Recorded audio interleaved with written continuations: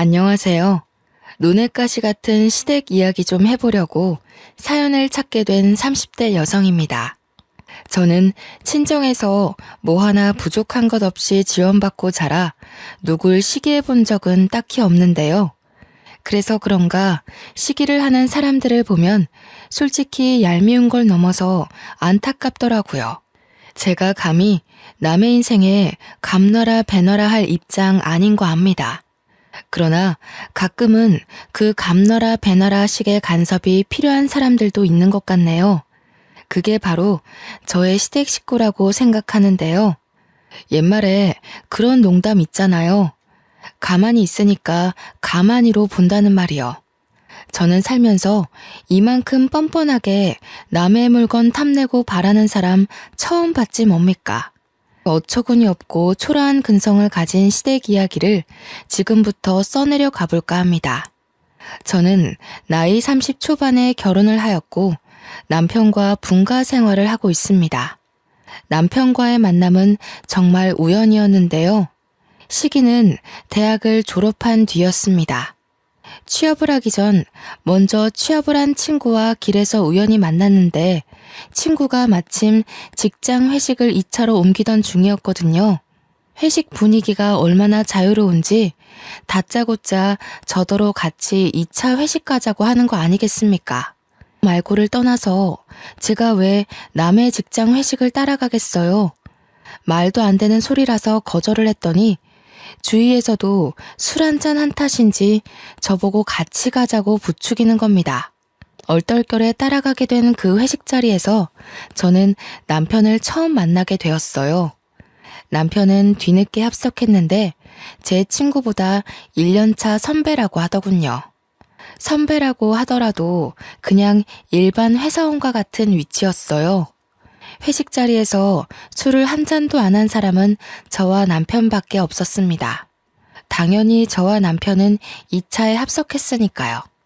그런데 남편 입장에서는 제가 누군지 궁금했나 봅니다. 그럴 만도 하겠죠. 주구장창 얼굴 보던 동료 직원이 아닌 생판남이 남의 회식 자리에 떡하니 앉아 있으니까요.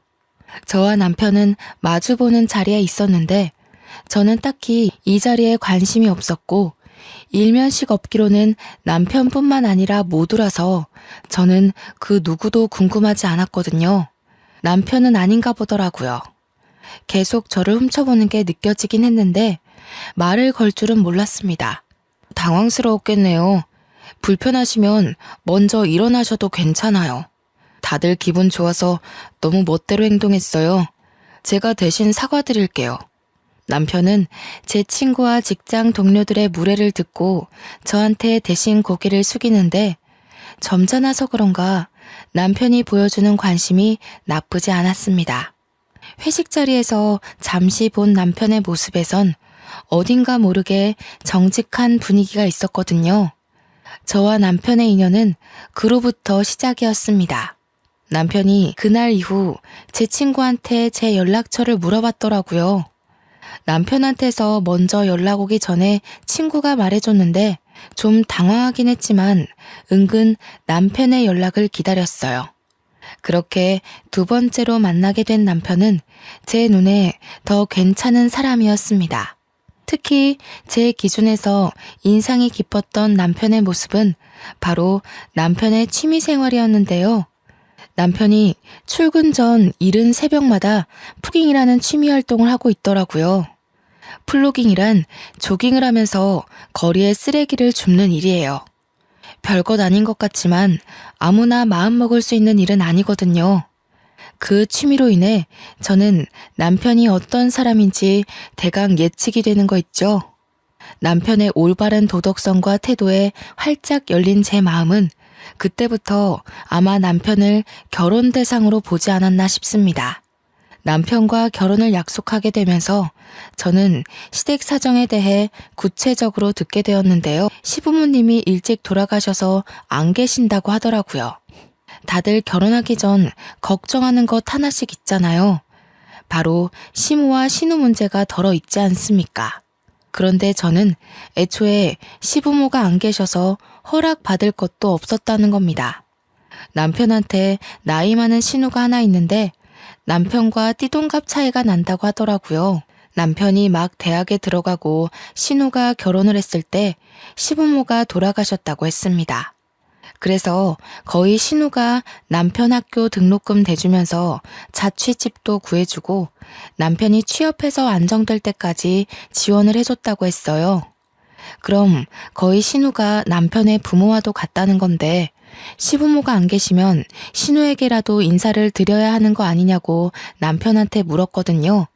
그런데 남편이 말하기를 말 그대로 누나이기 때문에 상견례는 하더라도 굳이 결혼 허락까진 받을 필요 없다고 그러더군요. 제가 알기론 남편이 신우에게 결혼을 한다고 통보를 했다는 것만 알고 있습니다. 그래서 끝내 인사는 못 드렸어요. 남들이 시모의 고나리질 때문에 고생하는 사연을 많이 들어봐서 아는데요. 일단 저는 그런 시집살이는 없겠다 싶어 남편에게 더 잘해야겠다는 생각이 들었어요. 신우와 처음 얼굴을 마주하게 된 건 상견례 자리에서였습니다. 신우는 웬 여학생 한 명이랑 같이 왔는데요. 남편이 신우한테 딸 하나가 있다고 지나가듯 말해줬던 게 생각나더군요.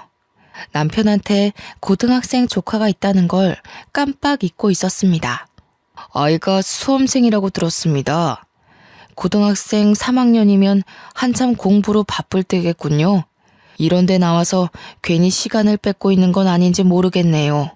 제 말이 그 말입니다. 시간이 금인데 딸애가 자기 삼촌을 끔찍이 좋아해서 기어코 이곳에 따라오겠다고 하는 거 있죠? 그래도 종일 있는 게 아니라서 머리 식힐 겸 데려왔습니다. 그럼요. 내내 글자만 보고 있으면 오히려 집중력 떨어져서 한 번쯤은 뇌가 쉬어줘야 된다고 하더라고요. 제 딸도 명문대 졸업했는데 내내 공부하지만은 않았어요. 어머, 그렇구나. 제 동생에 비해서 따님이 너무 과분한 것 같아요. 어쩜 이리 훌륭하게 키우셨대요? 제 동생이 옆에서 주눅 들진 말아야 할 텐데. 신우는 저와 초면인데도 제 칭찬을 적당히 섞어 부모님과 대화를 순탄하게 나누었습니다. 한 번씩 신우가 계속 서로의 형편을 비교했는데 그때마다 저희 부모님이 하하 웃으면서 걱정거리를 덜어주셨어요. 저희 부모님은 남편의 집안 사정에 대해선 크게 개의치 않으셨거든요. 아쉬울 것 없이 없는 살림을 사는 사람들은 기본적으로 사람 보는 눈이 높다고 생각할 수도 있는데 저희 부모님은 남의 가정사보단 인품을 중요시 여기세요. 사람만 좋다면 아마 남편이 백수라고 해도 허락을 해줬을 겁니다. 경제적인 부분이야 제가 충분히 가정을 책임질 만큼은 되니까 아마 사위 쪽 여건을 그리 염두한 건 아니지 않나 싶어요. 옛날부터 부모님이 사위 될 사람 고를 때 도박, 바람, 보증만 서는 사람이 아니라면 된다고 하셨거든요. 어쨌든 저도 그날 신우와 처음 대화를 해봤는데 그 시간만으로 사람을 완전히 판단할 수는 없겠지만 그리 거슬리는 부분은 딱히 없었던 걸로 기억이 납니다. 그러니까 더 이 결혼을 손꼽아 기다리기만 했겠죠. 그렇게 상견례 자리는 물 흐르듯 무탈하게 잘 치렀습니다. 남편과 신혼여행을 다녀온 후 처음으로 신우집에 가서 밥을 먹게 되었는데요. 남편이 신우집에 들어가기 전에 저한테 미리 언지를 주더라고요. 말했다시피 우리 집 형편이 자기네랑 많이 달라. 불편할 수도 있거든. 그래도 음식은 자기 좋아하는 걸로 말해놨으니까 괜찮을 거야. 또 봐. 괜찮다고 그러네. 집이 좋고 안 좋고가 무슨 문제라고. 그리고 나 다 잘 먹는다니깐. 괜히 형님 고생하게 왜 그런 말을 했어. 남편 가정이 부모님이 돌아가시면서 크게 기울었는데 부모님이 평소 대출받은 게 많아서 신우가 그걸 다 갚느라 형편을 펴기가 어려웠대요. 또 신우가 다른 상간남과 바람이 나는 바람에 소송도 당해서 위자료까지 갚느라고 부모님 사망보험금마저 다 날렸다네요. 남는 게 결국 살고 있는 집 하나 겨우 건진 거랍니다. 남편이 평범한 회사원이라고 했잖아요. 남편이 취직하고부터는 남편 벌이로 신우와 신우딸이 먹고 살고 있다더라고요. 이건 남편이 결혼하기 전 중요한 문제라고 생각하여 저와 의논한 부분이기도 합니다. 결혼하더라도 신우에게 지원하는 돈을 끊을 수 없다길래 이유를 물어보니까 신우가 디스크가 크게 와서 오래 앉아있지를 못해 일을 할 수 없다고 하더군요. 당연히 제 돈이 아니니까 그렇게 하라고 허락하고 시작한 결혼 생활이었습니다. 그런데 문제는 전혀 문제 없을 줄 알았던 시댁으로부터 생겼는데요. 신우의 본색이 상견례 때 봤던 조신함과 많이 거리가 있는 거 아니겠어요? 상견례 때 말고는 저와 처음 하는 겸상인데 거기서 신우가 저더러 뭐라고 한 줄 아십니까? 사돈댁이 넉넉하니까 우리가 얼마나 기가 차는지 몰라. 원래 학부모 모임 같은 거 안 나가는데 잘 나가는 올케 하나 들어왔으니 가볼까 하거든. 그래서 말이야, 올케 스타일 보니까 한두 푼 아닌 것 같은데 옷 좀 빌려줄 수 있어? 참, 이번에 신혼집 한남동으로 간다며? 우리가 그쪽으로 합가하면 안 될까? 보통 며느리가 시댁에 합가를 하는 건 들어봤어도 시댁이 며느리 집으로 합가를 부탁하는 건 또 처음이었네요. 신우가 저를 얼마나 편하게 생각하고 그런 말을 하는 건지 모르겠어요. 그러나 제 느낌상 마치 제 옷과 제 집을 취하기 위해서 기다리고 있던 것처럼 보이는 거 있죠. 당연히 거절했습니다. 이때는 신우의 의도를 알고 거절했다기보단 제가 원래 불편한 사람과 제 것을 공유하는 걸 안 좋아해요. 그러자 내내 제게 알랑방구 끼던 신우 표정이 싹 돌변하는 거 아니겠어요? 올케. 안 그래 보였는데 생각보다 매정하네. 올케보다 나이 한참 많은 내가 이런 말하는 게 어디 쉬운 용기였는 줄 알아? 거절을 하더라도 이 생각해보고 말해준다고 하는 게 맞는 거야. 어른들한테 그런 예의 범절 안 배웠어? 기분 상하셨다면 죄송해요. 제가 예의는 좀 부족할지라도 누구한테 피해주는 짓은 안 하고 살았거든요. 앞으로도 결혼 생활하면서 형님께 패 끼치는 일은 없을 거예요. 세상에 완벽한 사람이 어디 있겠습니까? 예의 없더라도 손해당하는 일은 없을 테니까 이해해 주세요. 제가 눈 하나 깜짝 안 하고 신우 말에 대꾸를 하자 오히려 신우가 당황하더라고요. 그날 저녁 식사 자리는 신우가 삐치는 바람에 마무리하고 정리할 때까지 조용하게 보냈습니다. 어차피 매일 볼 사람들이 아니기에 낌새가 별로라는 걸 느끼긴 했어도 저는 대수롭지 않게 넘겼어요. 그런데 바보같이 휴대전화로도 충분히 같이 사는 건 못지않게 스트레스 받을 수 있다는 걸 간과했었네요. 또 형님 전화야? 무슨 전화를 그렇게 많이 하셔? 나랑 연애할 때만 해도 이 정도로 연락하진 않았잖아. 이번에는 또 무슨 용건이신데? 별말 아니야. 그냥 이번에 관리비 많이 나왔다고 해서 돈 좀 더 붙여달래. 관리비 많이 나올 거 알고 있었는데 내가 깜빡하고 있었거든. 이런 말하는 거 기분 나쁘게 생각하지 마. 형님은 아예 모아놓은 돈이 없으신 거야? 왜 돈 필요할 때만 당신한테 연락하는 거 같지? 돈을 모을 수가 없지. 효진이까지 혼자 키우고 있잖아. 애한테 들어가는 돈 그거 무시 못해. 그렇잖아도 내가 주는 생활비가 모자란데 모을 만한 돈이 어디 있겠어. 듣자 하니 신우는 남편한테 생활비에다가 관리비까지 따로 받으면서 적금 하나 들어놓은 것이 없는 것 같더라고요. 남편이 월급의 반을 신우한테 주는 걸로 알고 있습니다. 아무리 어렵게 살고 있다고 하지만 신우랑 시조카 두 식구가 사는데 돈이 들면 얼마나 많이 든다는 거죠? 시조카가 학원이나 과외를 받는 것도 아니거든요. 신우가 어디 취미생활을 하고 있는 것도 아니었고요. 제 눈에만 신우의 모습이 흥청망청 엉망인 소비 습관으로 보이는 걸까요? 차마 남편한테는 누나이기 때문에 한심하다는 소리까진 안 했습니다. 신우 하나만 기가 막히게 행동하는 거면 나름 참겠습니다만 제 남편한테 돈 가지고 연락하는 사람이 신우뿐만이 아니라는 거예요. 어쩜 애미나 자식이나 쓸데없는 부분까지 똑같은 건지 시조카까지 남편한테 전화를 해서 용돈 달라고 합니다. 이거 사달라 저거 사달라 생일 선물 수험생 선물 등등 요구하는 게 어찌 그리 많은지 모르겠어요. 한참 수능 공부해야 할 수험생이 놀기는 얼마나 또 노는지 아시나요? 요즘 애들이야말로 옛날 사람들과 다르게 학원에 과외에 정신없이 미래를 꿈꾸기 바쁜 걸로 알고 있는데 시조카는 대학 입시를 아예 손 놓은 아이처럼 마냥 한량하기만 합니다. 저번 주에 남편한테 10만 원이나 받아가 놓고선 이번에 또 8만 원을 빌려달라고 전화가 온 거 아니겠습니까? 10만 원이면 10만 원이지 8만 원은 또 뭔지. 남편이 한참 씻고 있을 때 전화가 왔길래 제가 대신 받았습니다. 외삼촌, 나 친구 생일이라서 선물 사줘야 되는데 돈이 부족해요. 8만 원만 있으면 될 것 같은데 계좌로 붙여줄 수 있죠? 효진아, 미안한데 저번 주에도 용돈 받아가지 않았니? 벌써 이번 달만 2번을 받아간 걸로 알고 있는데 네 외삼촌 요즘 돈 없어. 뭐야? 외숙모가 왜 받아요? 외삼촌은 항상 제가 달라고 하면 주는 사람이거든요. 삼촌부터 바꿔보세요. 제 말이 틀린가 안 틀린가. 삼촌 어디 갔어요? 없어요? 저 급한데? 없어. 그러니까 용돈 받고 싶으면 다음 달에 전화해. 그리고 앞으로는 한 달에 한 번씩만 용돈 받도록 하고.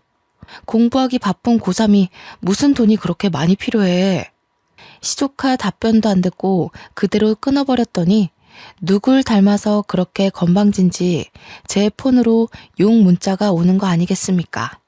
신경 끄라느니 내가 외숙모한테 돈 달라고 했냐느니 아주 겁대가리가 없는 꼬맹이였습니다. 어처구니가 없더라고요. 한참 어린 미성년자에게 선 넘는 욕을 듣자니 웃음밖에 안 나오는 거 있죠. 나중에 남편이 다시 시조카랑 통화하는 걸 몰래 들었는데요. 결국 남편이 8만 원 돈을 보내주는 것 같더라고요.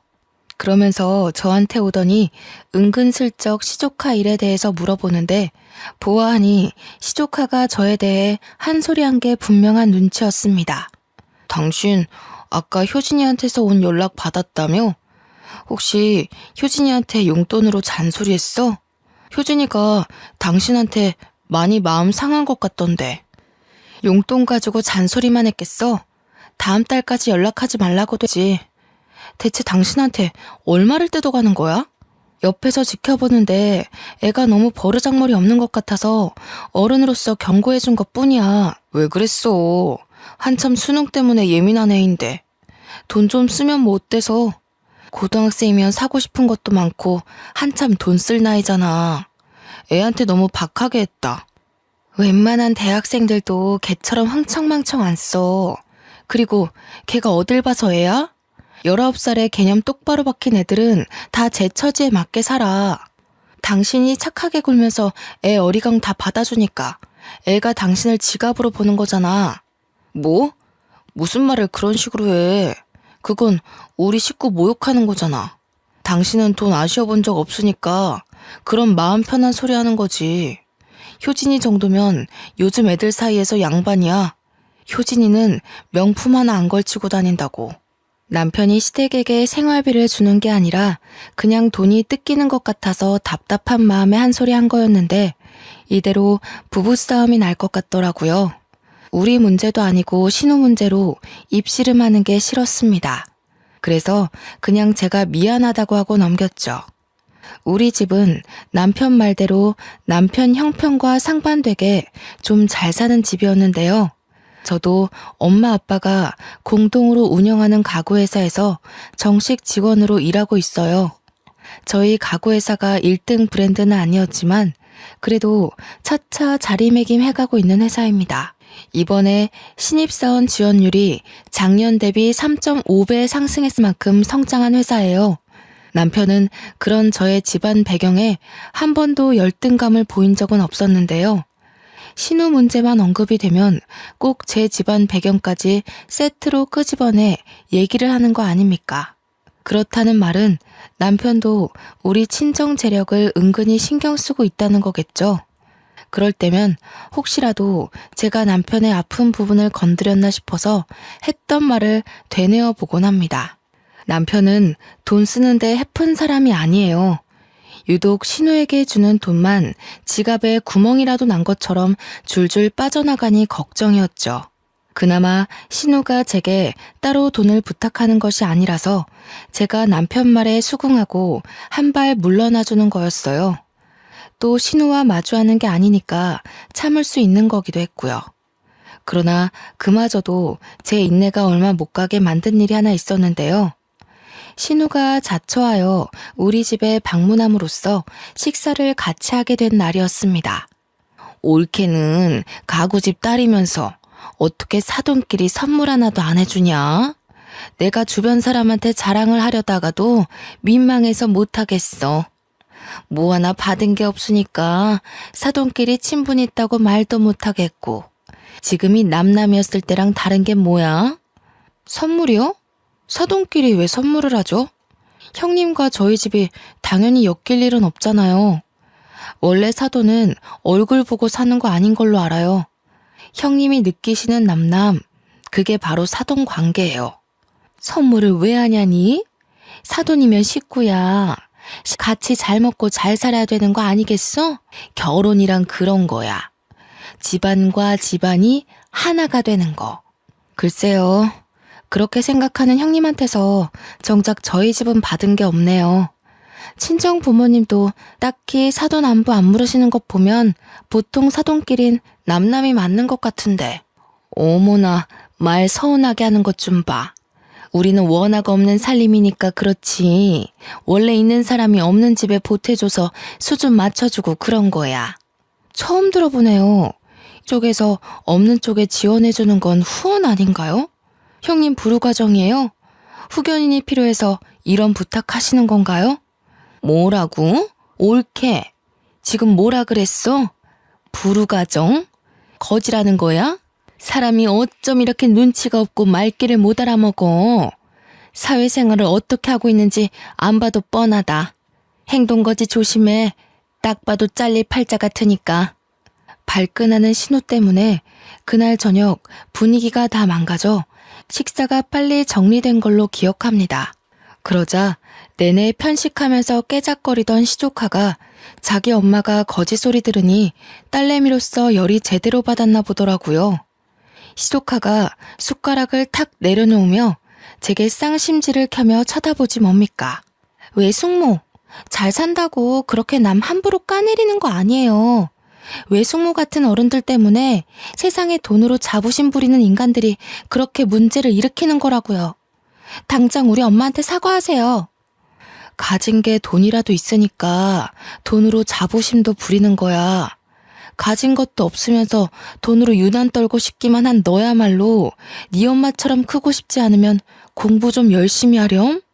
자랑거리가 아니라서 이제야 말하는 거지만 제가 원래 학생 때부터 싸움닭이란 별명이 있었을 정도로 할 말은 하고 사는 성격입니다. 이것도 집안이 부유하기 때문에 집안 재력 믿고 더 나댔던 것도 있어요.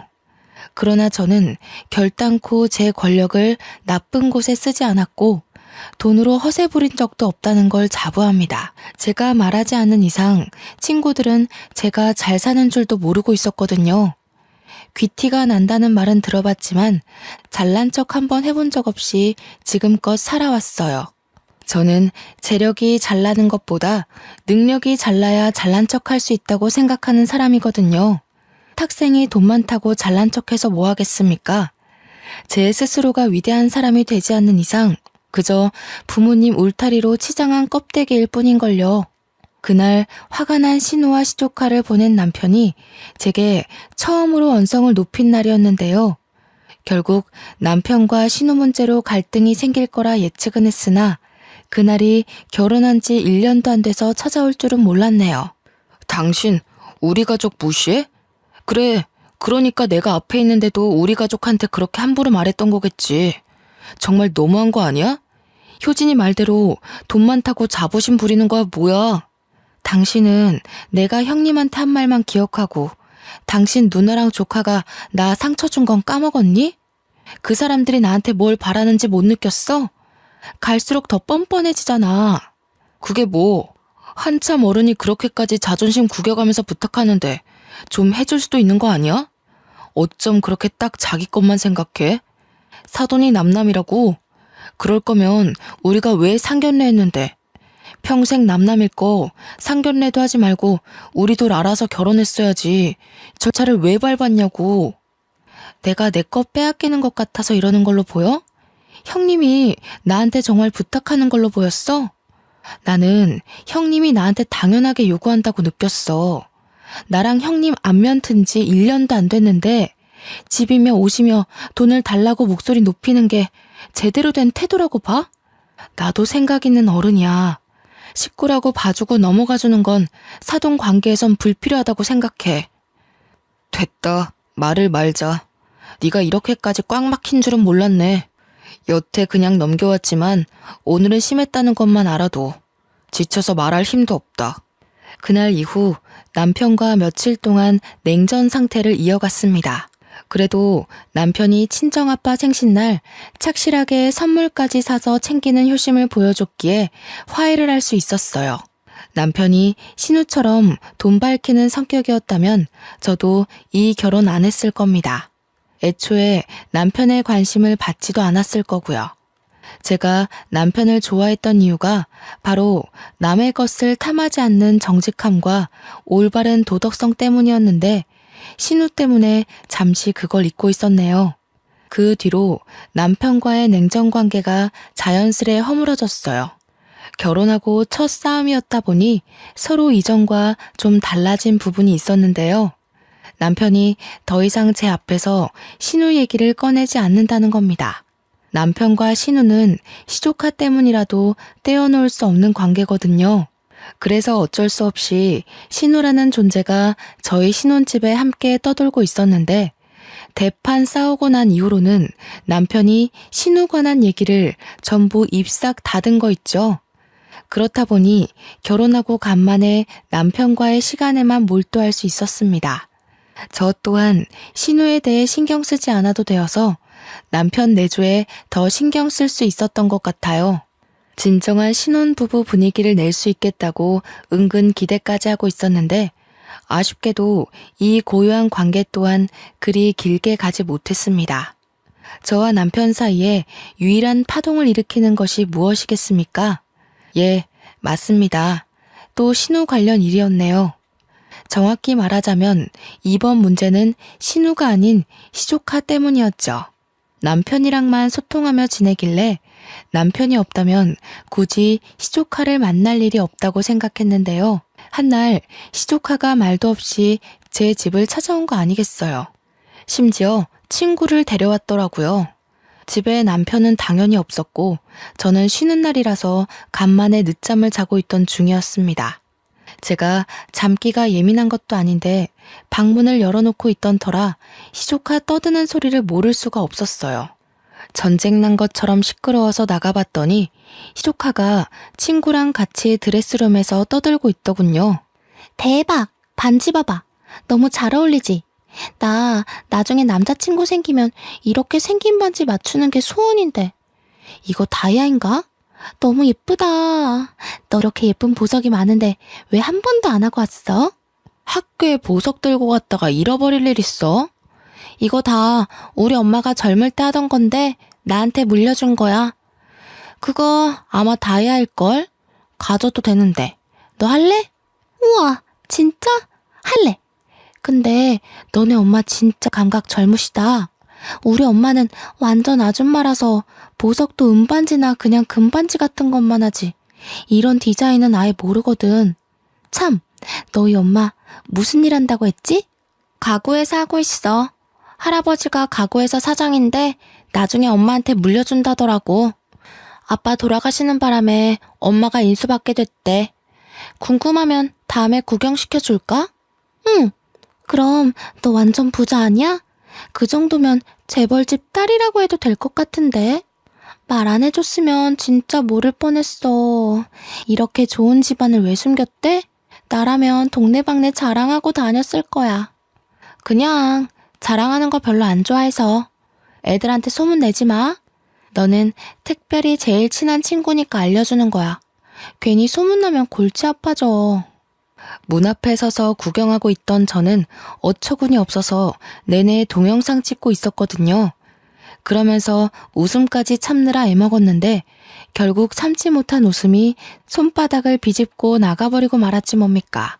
제 기척에 돌아본 시조카는 제가 집에 있는 줄 몰랐는지 엄청 소스라치게 놀라더라고요. 귀신을 봤다면 딱 저런 표정을 짓지 않을까 그런 우스운 생각을 했네요. 뭐야? 왜 여기 있어요? 집에 없다고 했는데 외삼촌이 분명 오늘 일 나갔다고 언제부터 그러고 있었어요? 내 집에 내가 있는 게 잘못됐니? 내가 쉬는 날이 시시각각 바뀌어서 외삼촌도 깜빡해봐. 근데 너 웃기는 애다. 나는 너 같은 딸을 둔 적이 없는데 왜 네가 말하는 엄마가 꼭 나 같을까?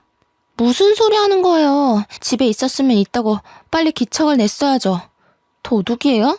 귀신도 아니고 왜 몰래 지켜보고 서 있어요? 짜증나게. 알아야. 그만 가자.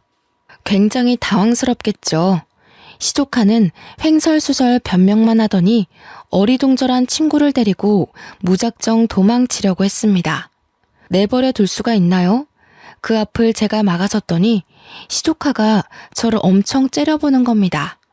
이런 피라미 같은 녀석에게 겁먹기엔 제가 너무 그 나이를 똑같이 지나와서 전혀 타격이 없었어요. 오히려 과거에 사춘기라고 부모님께 반항했던 내 모습이 이런 꼴이었을까 싶어 반성하는 계기만 되었네요. 가는 건 좋은데 주인 허락 없이 가져가는 건 도둑이겠지? 친구한테도 설명이 필요할 것 같은데 내가 대신해 줄까? 아니면 네가 친구한테 그 반지 훔친 거라고 구체적으로 설명할 거니? 제가 친구 손가락에 끼워져 있는 반지를 달라고 손가락을 폈더니 시조카가 제 직설적인 표현에 놀라 얼굴 시뻘개져서 반지를 빼서 돌려주고 그래도 집을 박차고 나갔습니다. 아무래도 제가 집에 없는 줄 알고 친구를 데려와서 이 모든 게 자기 것인 것처럼 속이려고 했나 봐요. 어린 것이 아주 건방지고 맹랑해서 혀를 내두를 정도이지 않습니까? 이 사건은 결코 조용히 지나가진 않았는데요. 며칠 뒤 신우가 시조카를 끼고 찾아온 거 있죠. 시조카가 쪽팔리는 자기의 만행을 결국 자기 엄마한테 고백했나 봅니다. 때로 된 진상을 안다면 신우가 저를 찾아와서 따질 게 없다고 생각하는데 뭐 때문에 찾아왔는지 문을 열기 전까지는 몰랐습니다. 제가 현관문 열자마자 신우가 제 뺨을 갈기더라고요. 황당해서 말을 잃고 신우를 쳐다봤더니 신우가 굉장히 씩씩거리며 한 대 더 칠 것처럼 말을 하는 겁니다. 네가 감히 우리 딸한테 손을 대? 어른이 돼서 애들이 호기심에 잠깐 기웃거려 본 걸 도둑년 취급까지 했다면서? 너 원래 이렇게 되바라진 애였어? 이보세요 형님. 제대로 된 설명도 없이 다짜고짜 손찌검 하시는 건 결례 아닌가요? 효진이한테 제대로 설명을 들었다면 절 이렇게 대하지 못하실 텐데요. 끝까지 뻔뻔하구나. 좀 산다고 적당히 굽히고 들어가 줬더니 네가 뭐 대통령 딸이라도 되는 줄 아니? 기가 막혀서 정말. 당장 우리 딸 앞에 무릎 꿇고 빌어. 우리한테 머리 조아릴 때까지 나 여기서 한 발자국도 못 나가. 듣자 하니 시조카가 저 때문에 개망신 당한 게 억울해서 신우한테까지 거짓말을 친 것 같더군요. 저를 완전 악당으로 만들어서 고자질했더라고요. 맞지도 않은 뺨까지 맞았다고 거짓말하면서요. 남편은 어떻게 이런 환경 속에서 살아왔던 걸까요? 사람은 끼리끼리라던데 혹시 남편도 속셈을 숨기고 있는 건 아닌가 의심까지 드는 거 아니겠습니까? 신우의 억측이 너무 강해서 말로는 안 통할 것 같기에 저는 폰으로 찍어뒀던 지난 영상을 신우 코앞으로 들이밀었습니다. 솔직히 제가 보여준 영상만 봐도 시조카가 거짓말을 했다는 건 충분히 알 수 있는 증거였어요. 그러나 신우는 그걸 보고 잠깐만 당황하는 것 같더니 곧 제 폰을 빼앗아 바닥에 내팽겨치는 거 아니겠어요? 그러고는 신경질 내면서 발로 제 폰을 짓밟기 시작하는 거 있죠. 그 사이 시조카는 이미 제가 찍은 영상을 보고 충격 먹은 상태더라고요. 신우를 등에 업고 뻔뻔하게 고개 치켜들 땐 언제고 뒤늦게 입 닫고 조용히 있는 중이었습니다. 제가 이렇게 될 줄 모르고 그 재밌는 영상을 형님 앞에 들이밀었겠어요? 복사본이 따로 있어요. 지금 당장 저한테 사과하지 않으면 구라쟁이 딸내미 학교에서 쥐 죽은 듯 지내게 만들 수도 있어요. 딸 앞길 막는 엄마 되실 거예요? 건방진년, 네가 그렇게 잘났어? 우리한테 뭘 해주거나 그런 잘난 척을 해. 이래서 집에 사람을 잘 들여야 된다고 하는 거야. 네가 뭔데 우리 집안 체면을 자꾸 구겨놔? 그래서 또 때리시려고요?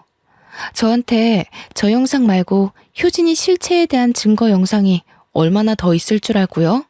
뭐든 상관없으면 치세요. 그럼 이제 진짜 형님에 대한 예의는 오늘로써 끝입니다. 신우는 정말로 한 대 더 치려고 올리고 있던 손을 부들부들 떨기만 할 뿐 실행에 옮기지는 못하고 있었습니다. 그걸 결국 시조카가 붙잡으면서 말리더군요. 엄마 그만해. 내 인생 망하면 엄마 다시는 안 볼 거야? 외숙모가 들고 있는 영상 퍼지면 나 진짜 왕따 당한다고. 그냥 집에 가자. 빨리. 시조카는 저를 째려보는 눈빛에 원망을 가득 담고 있었는데요. 그러면서도 정작 아무것도 하지 못한 채 신우만 데리고 사라졌습니다. 지금 생각해보면 저도 그때 한 대 때려줄 걸 그러지 못한 게 많이 아쉽더라고요. 뭐 다음을 기약하고 언젠가 꼭 후려쳐야겠다고 다짐하고 돌아섰네요. 이 사실을 퇴근하고 온 남편더러 알라고 신우가 박살냈던 휴대폰 그대로 신발장에 놔뒀습니다. 그러자 퇴근하고 온 남편이 휴대폰 뭐냐고 묻더라고요. 저는 기다렸다는 듯 사실을 모조리 말해주었죠. 그래서 그 어린애로 협박을 했다는 거야? 누나가 당신한테 손찌검을 한 건 잘못했지만 그거 나름대로 이해되는 행동 아니야? 자기 자식이 숙모란 사람한테 맞았는데 가만히 있는 엄마가 어딨겠어. 당신은 대체 이게 뭔 자랑이라고 당당하게 말해? 내가 지금 자랑하는 걸로 보여? 당신 조카가 도둑질했는데 그걸 감싸주는 애미에 대해서 잘잘못을 따지는 거잖아. 요점이 뭔지 모르겠어? 팔은 안으로 굽는다 그거야? 어떻게 효진이 말은 믿으면서 한 입을 덮고 사는 아내 말은 믿어볼 생각조차 안 해. 당신이 융통성 없었던 것도 맞아. 효진이를 꼭 그렇게 친구 앞에서 망신 줄 필요는 없었잖아. 아직 미성년자인데 나중에 얼마나 트라우마로 남겠어. 얼마든지 상처받지 않게 나무랄 수 있었어. 잘못해서 따끔하게 가르쳐준 걸 당신은 망신 줬다고 생각하는구나.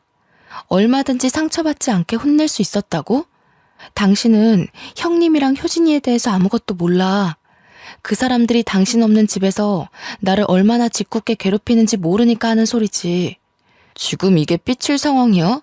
대체 어른답지 못하게 왜 그래? 나 더 이상 당신한테 실망하고 싶지 않아. 그만 누나한테 전화해서 사과하자. 실망한 건 나야. 나는 그래도 당신이 정직하고 도덕적인 사람이라 생각했는데 그런 것도 핏줄 앞에선 아무짝에 소용없는 거였네. 좀 정 떨어진다. 어떡할래? 난 당장이라도 이혼하고 싶은데 이렇게 못 살아. 뭐라고? 애도 아니고 화 조금 났다고 덜컥 이혼 얘기를 꺼내는 사람이 어딨어. 집안 문제에 안 부딪히면서 살 수 있는 부부관계가 있다고 생각해? 철없는 소리 말고 당신이 먼저 숙이고 들어가면 다 해결될 일이야. 식구라는 이유만으로 당신이 도둑년들을 싸고 도는데 내가 앞으로 당신의 뭘 믿고 이 관계를 이어가겠어? 나 화기애애하는 소리도 맞고 이혼에 대해 후회 안 할 자신도 있어. 도둑년들한테 고개 숙이느니 당신과 인연을 끊는 게 나아. 어차피 우리한텐 애도 없잖아. 서로 다시 시작하게 딱 좋은 시기 같은데. 저는 그대로 남편에게 이혼 서류 준비할 테니 내일 도장 찍자고 아예 통보를 해버렸습니다. 그제서야 남편은 제 말이 진심이라는 걸 눈치채더군요. 남편은 당황해서 방을 나가는 저를 붙잡고 대화를 시도하려 했어요.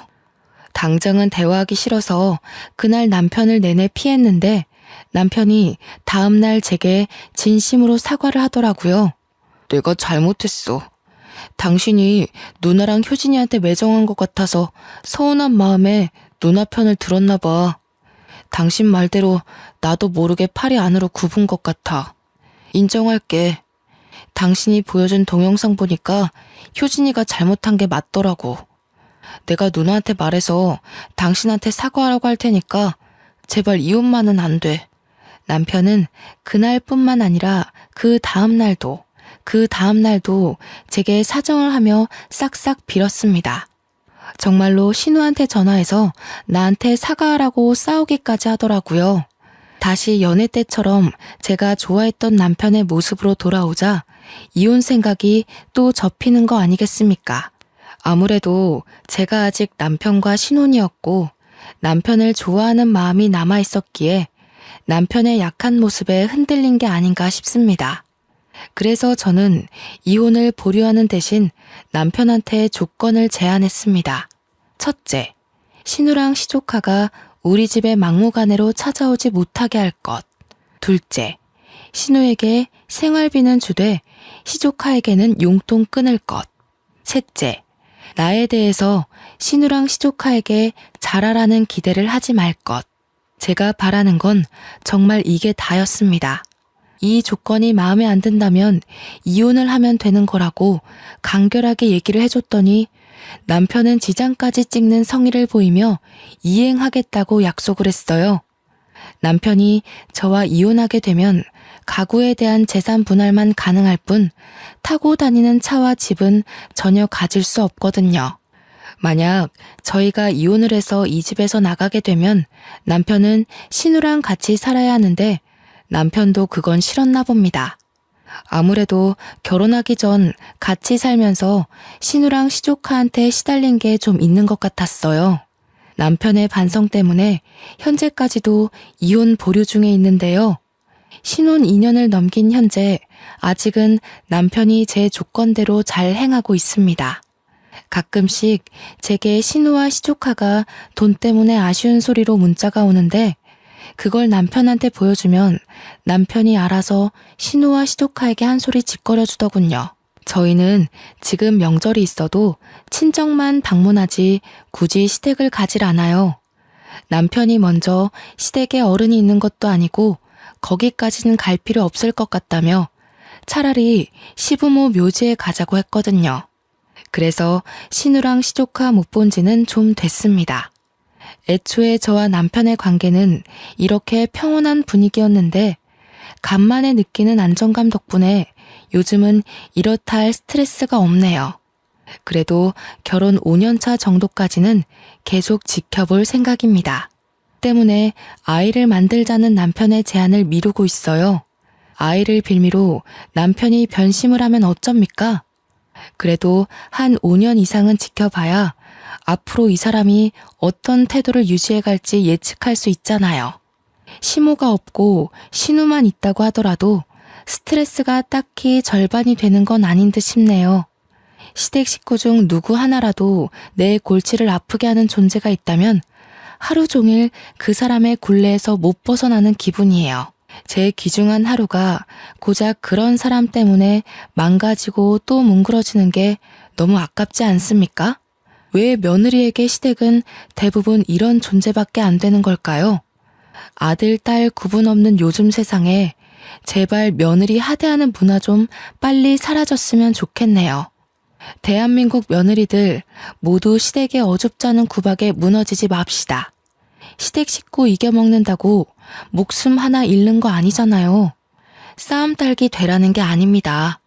굴하지 않아도 될 상황에서 시댁 식구 좋으라고 숙이는 행동은 하지 말자는 거죠. 모든 며느리가 시댁에서 자기 주권을 똑똑하게 찾는 사람이 되었으면 좋겠습니다. 다들 파이팅 하세요. 엽기적인 저의 시댁 이야기 감상해 주셔서 감사합니다.